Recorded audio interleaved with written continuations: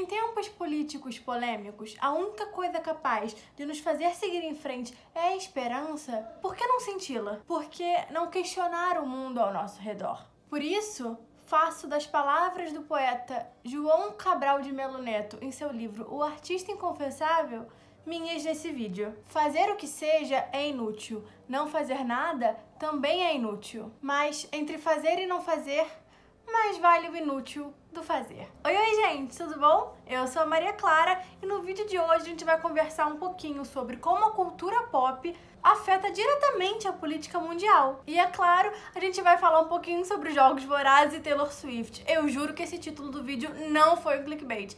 Fica aí que é logo depois da vinheta.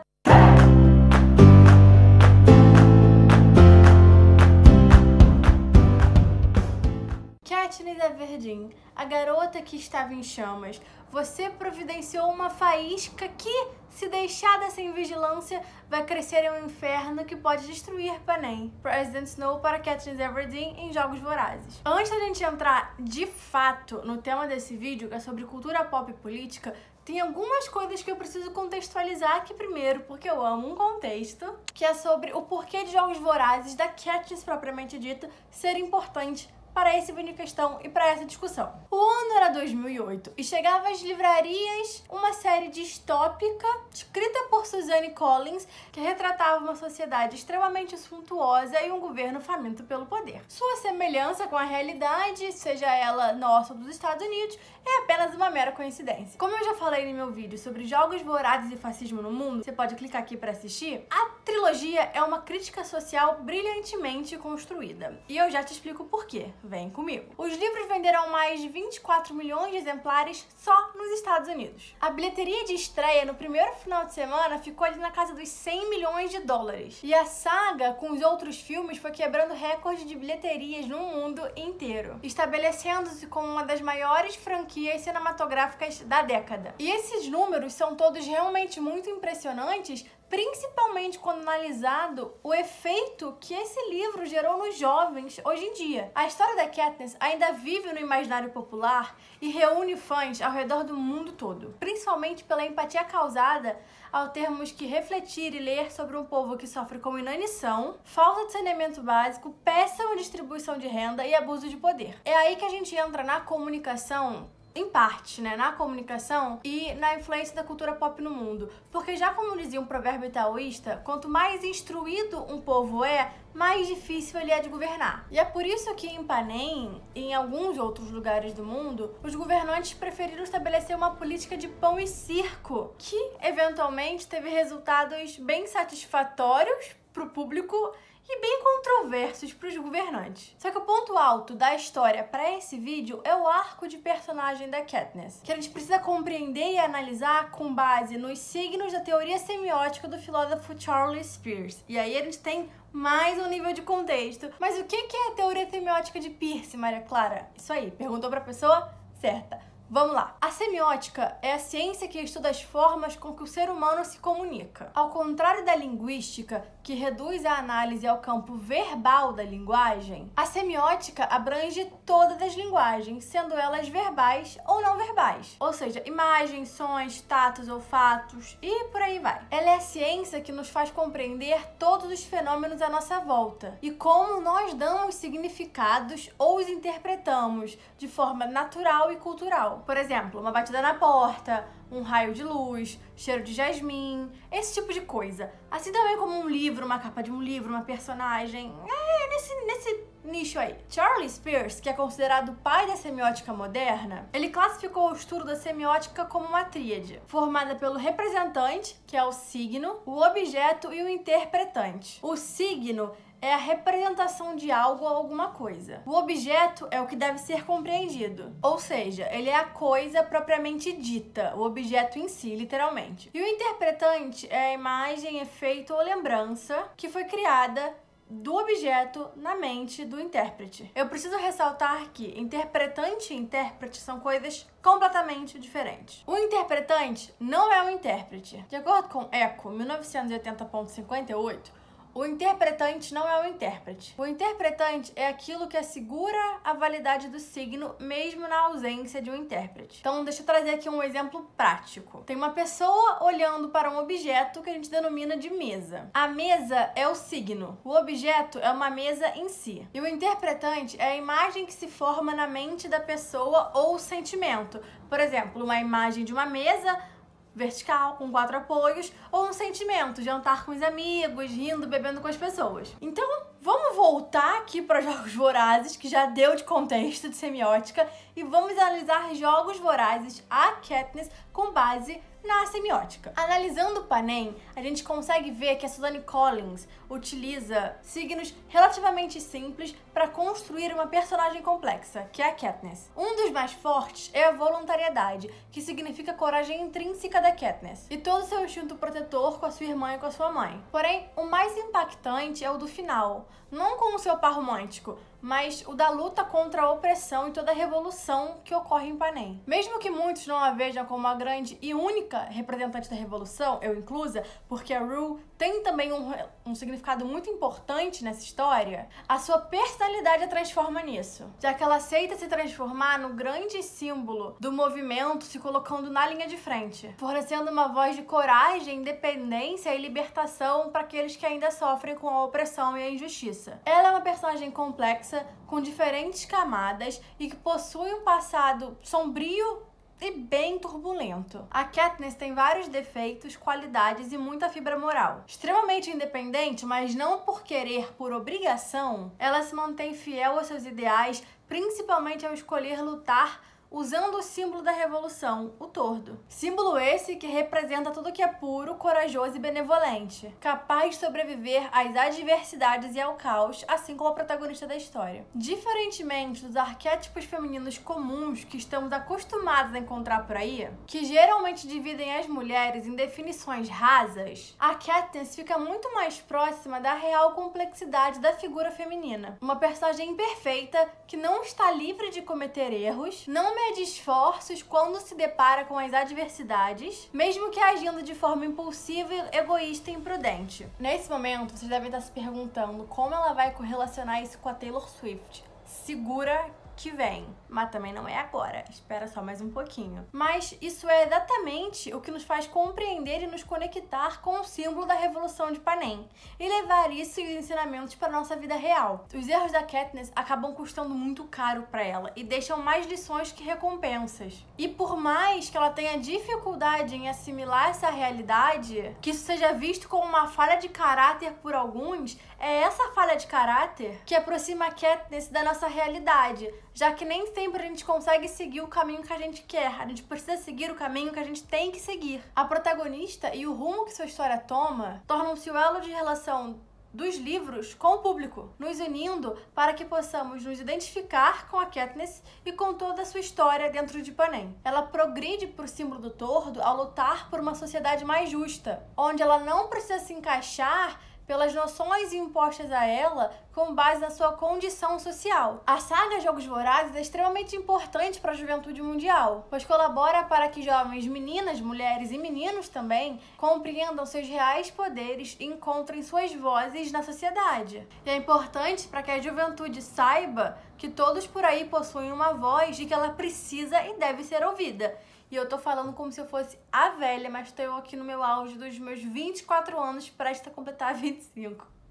Que piada. Ainda em Jogos Vorazes, o Presidente Snow diz o seguinte por Seneca Crane: a esperança é a única coisa mais forte que o medo. Um pouco de esperança é eficaz, muita esperança é perigoso. Uma faísca é bom, desde que seja contida. Mas como é que a cultura pop, Jogos Vorazes, Taylor Swift se relacionam com a política mundial? Você perguntou para a pessoa certa. Vamos lá! Analiticamente falando, tanto cultura pop quanto política mundial são termos complexos. Por isso, não se tem uma compreensão singular sobre eles. Empiricamente falando, os objetos e práticas aos que os termos se referem e as relações entre eles são complexas, dinâmicas e extremamente variadas. De acordo com Eric Casper, professor associado de ciência política na UW-Eau Claire, ou Eau Claire. Música, filmes e vários outros meios na categoria de cultura pop são influentes na natureza. Relações culturais populares, aliás, são construídas intertextualmente, ou seja, os significados e a interpretação de qualquer texto dependem de serem lidos em relação a outros textos. E a política mundial e a cultura popular muitas vezes são lidas uma em relação à outra. Por exemplo, o filme Fuga das Galinhas, de 2000. As crianças que assistem ao filme não fazem nenhuma ligação com a Segunda Guerra Mundial, mas pessoas mais velhas podem ver outro sentido na narrativa e na sua representação visual, especialmente se elas já viram ao filme Fugindo do Inferno,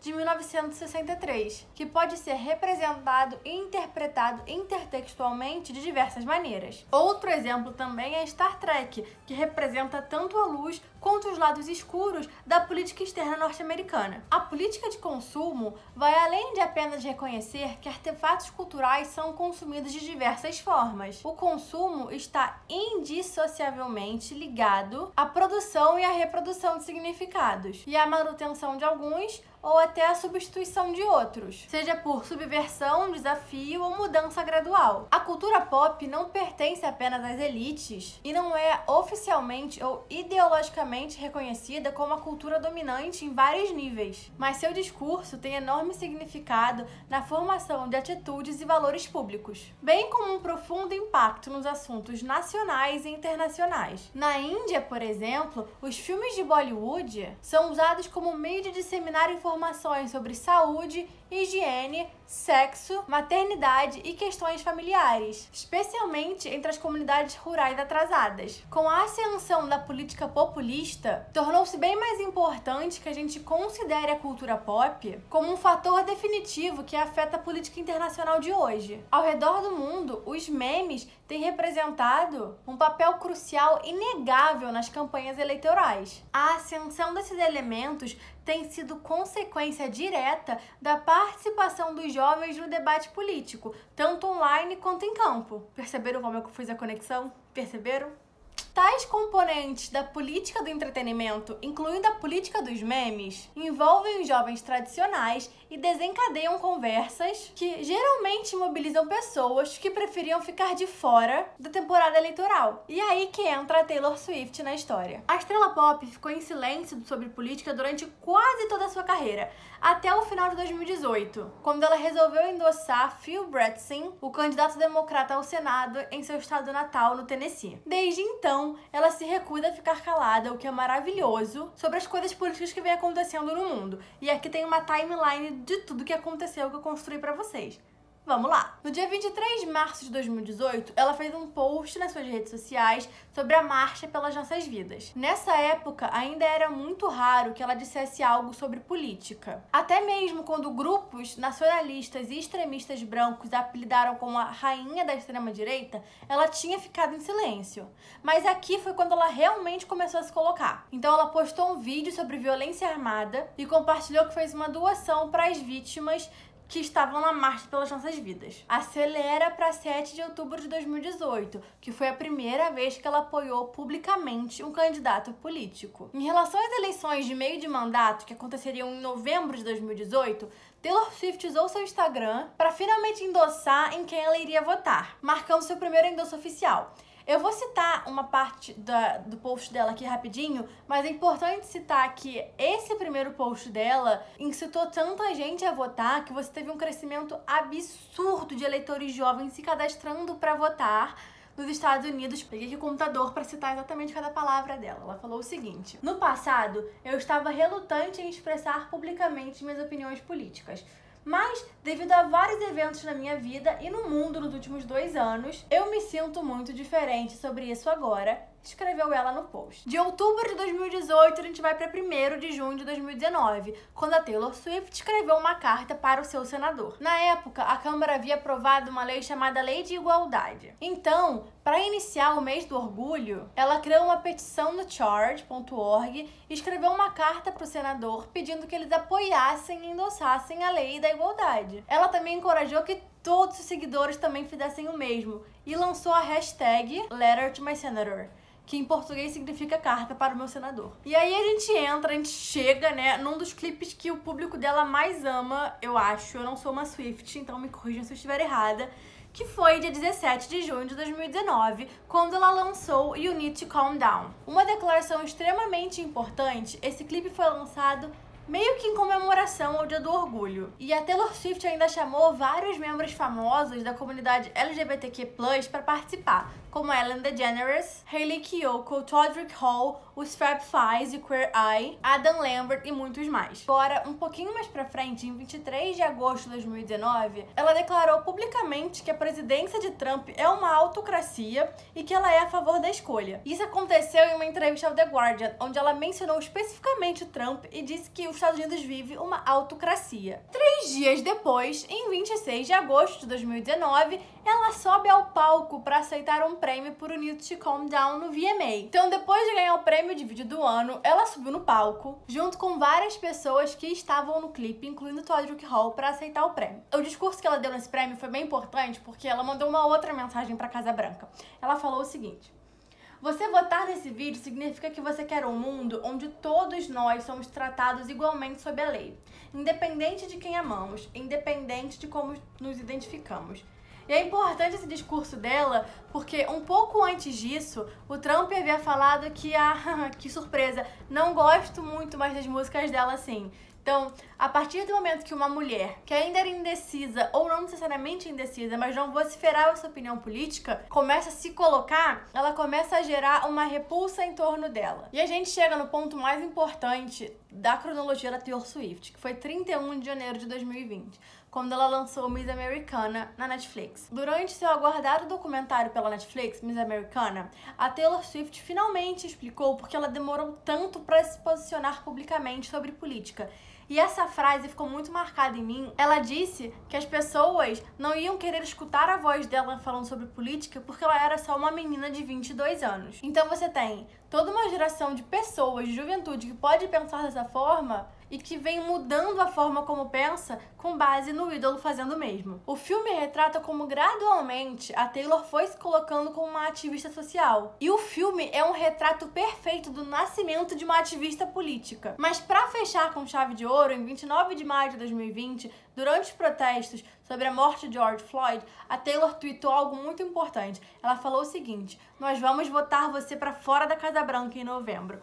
Com essa mensagem, ela começou a instigar muito mais gente, muito mais jovens a se registrarem para votar nos Estados Unidos. E hoje em dia a gente tem cada vez mais isso acontecendo. Cada vez que uma celebridade faz uma campanha para as pessoas se registrarem para votar, as pessoas se registram em massa. Florence Pugh é outro exemplo, ela tem feito muito isso na quarentena. Eu tô dizendo que a Katniss e a Taylor Swift são a mesma pessoa? Sim e não. E se eu não passei direito o meu ponto nesse vídeo, eu espero fazer agora. Eu espero que todos vocês que estejam assistindo, as pessoas jovens, principalmente as pessoas jovens, não tenham medo de falar sobre política, de ter uma voz, de serem ativos politicamente. A voz de vocês importa, o ato de vocês importa, o voto de vocês importa. Se vocês podem votar, mas não são obrigados, por exemplo, 16 anos, votem, não omitam a sua voz. Em novembro a gente vai ter eleição municipal pelo Brasil, então por favor, votem conscientemente. Se inspirem cada vez mais e aprendam cada vez mais com os livros que vocês leem, com os filmes que vocês consomem, com as celebridades que vocês escutam e apoiam. É muito importante cada vez mais que a gente tenha cultura pop se manifestando para gerar uma geração cada vez mais consciente politicamente e criticamente ativa sobre a sociedade, que questione, que faça o possível para desafiar o status quo e mudar o mundo à nossa volta. Bom, gente, muito obrigada por terem assistido o vídeo até aqui. Eu espero que vocês tenham gostado. Votem, por favor, votem nesse mês de novembro. Não omitam o seu voto, não anulem o seu voto, não votem em branco. Votem, tenham voz política, cada vez mais desenvolvam uma voz política. Se quiserem conversar sobre alguma coisa que eu falei nesse vídeo, a caixa de comentários está sempre aberta e meu Twitter também. Eu sou @mariaclarabruno em todas as redes sociais. Todas as referências para a construção desse vídeo estão na caixa de comentários, caso você queira estudar um pouquinho mais e desenvolver a sua pesquisa no assunto. E eu vejo vocês na próxima, eu acho que é isso. Tchau!